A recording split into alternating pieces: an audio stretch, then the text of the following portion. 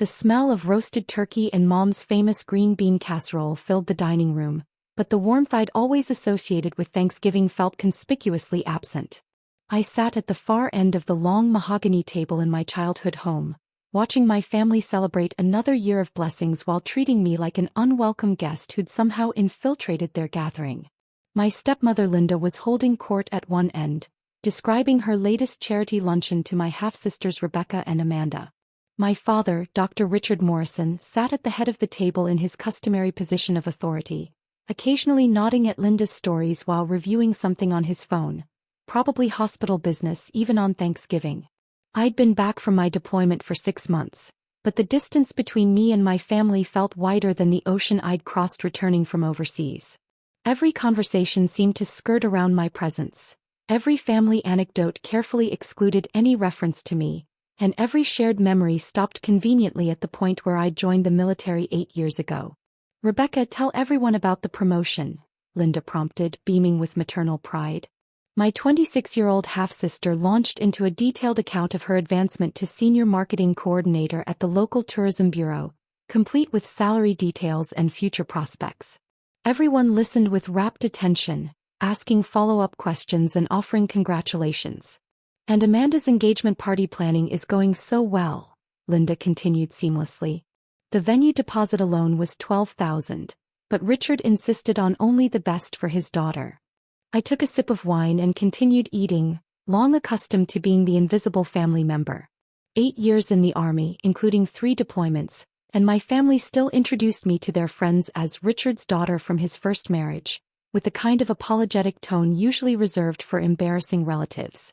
What they didn't know, what none of them had ever bothered to ask about, was what I'd actually been doing during those 8 years of military service they seemed so eager to avoid discussing.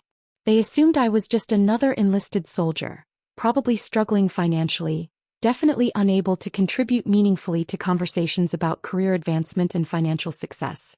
They treated my service like an extended rebellious phase that I'd hopefully grow out of soon. In reality, I was Lieutenant Colonel Jessica Morrison, one of the youngest field-grade officers in military intelligence, with a security clearance that had allowed me to work on operations that would remain classified for the next 50 years. My military career had been exceptional by any measure, but more importantly, it had connected me with people and opportunities that had nothing to do with the Army. During my second deployment, I developed a friendship with Dr. Marcus Webb, a civilian contractor who'd been working on battlefield medical innovations.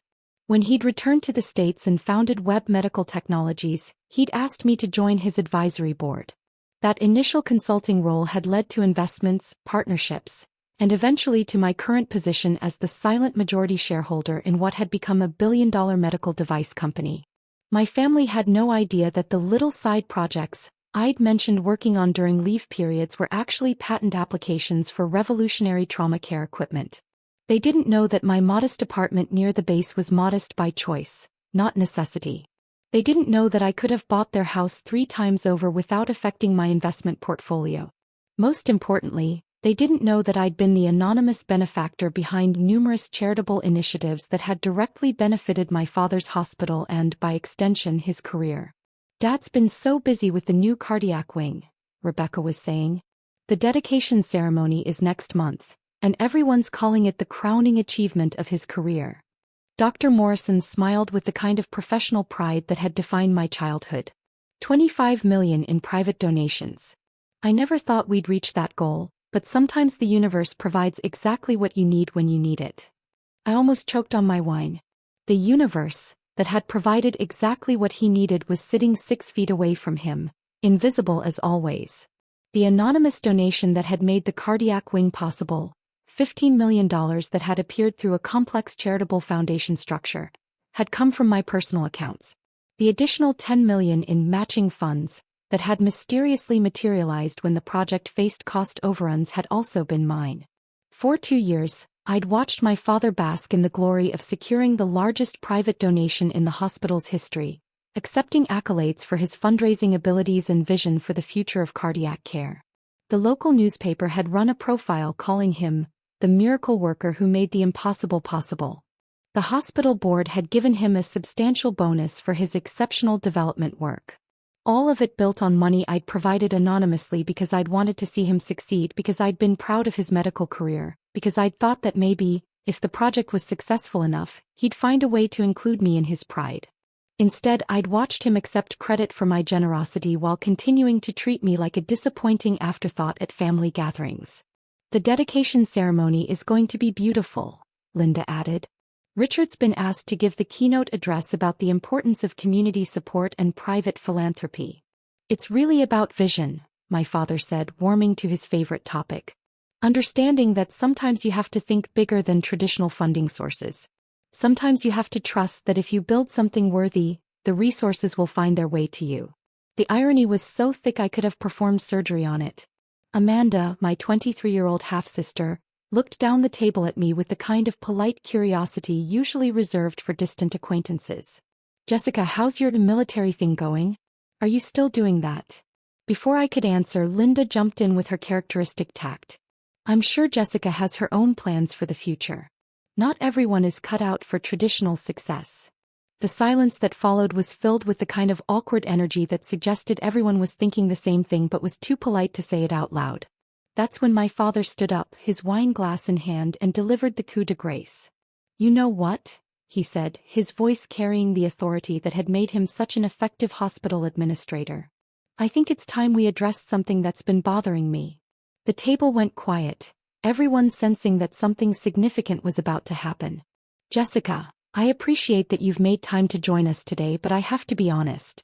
This is family time. This is a table for people who've built something meaningful with their lives, people who contribute to society in substantial ways." I felt my chest tighten, but I kept my expression neutral. "I think it would be better for everyone if you found somewhere else to spend your holidays. Somewhere more appropriate to your current circumstances." The words hit like a physical blow. Around the table, I saw Rebecca looking uncomfortable, Amanda staring at her plate, and Linda nodding with approval. "You don't belong at this table," he concluded, sitting back down with the satisfied air of someone who'd finally said what needed to be said. "Family only." For a moment I sat frozen, processing what had just happened. My own father had just disinvited me from Thanksgiving dinner because he didn't consider my military service worthy of respect. Because he thought I hadn't contributed enough to society to deserve a seat at his table. The table that was celebrating achievements made possible by my anonymous financial support. I stood up slowly, gathered my coat from the back of my chair, and smiled. "You're absolutely right, Dad. Family only." I walked toward the front door, pulling out my phone as I went. Behind me, I could hear confused murmurs, someone asking if they should say something, Linda quietly reassuring everyone that this was for the best. I stepped outside into the crisp November air and made the call that would change everything. "Sarah? It's Jessica. I need you to cancel something for me." Sarah Martinez had been my assistant for 3 years, managing the complex web of investments, charitable donations, and business interests that comprised my civilian life.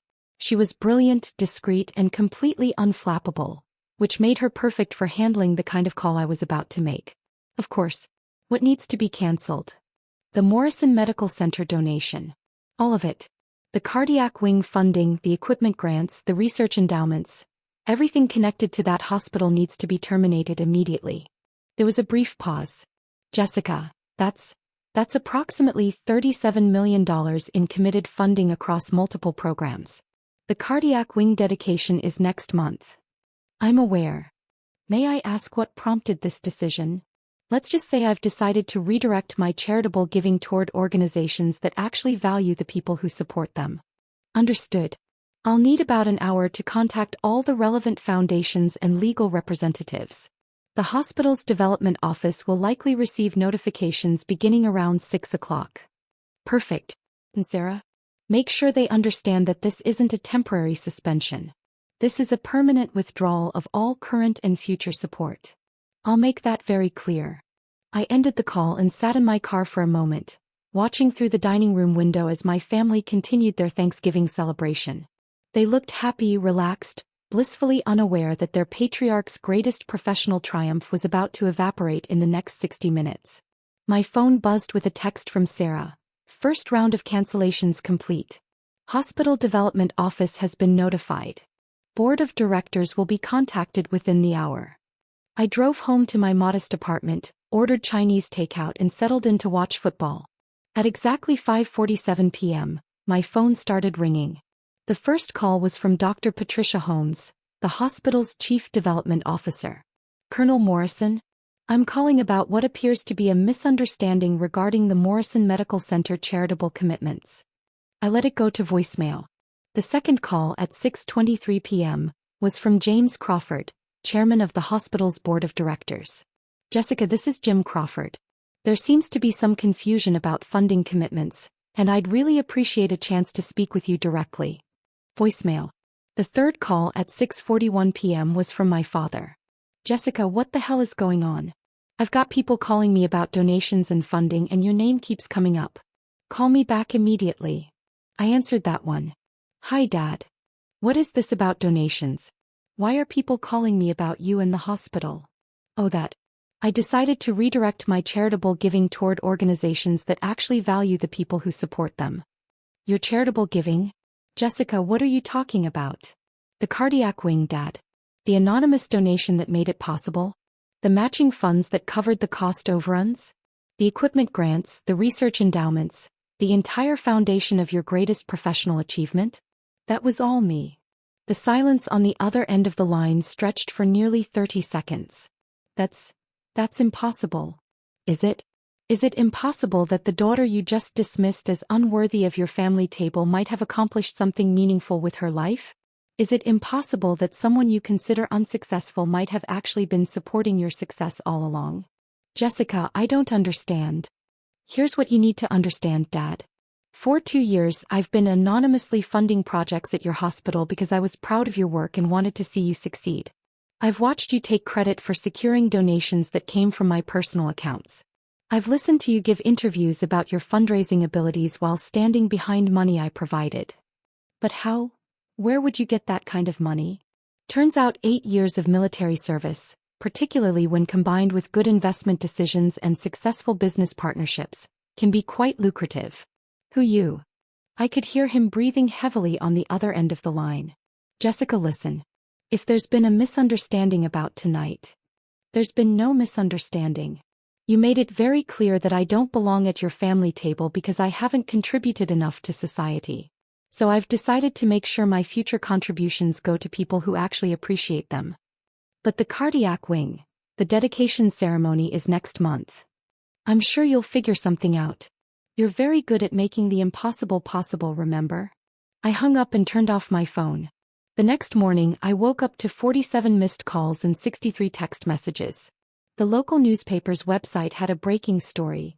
Major funding crisis threatens Morrison Medical Center's new cardiac wing.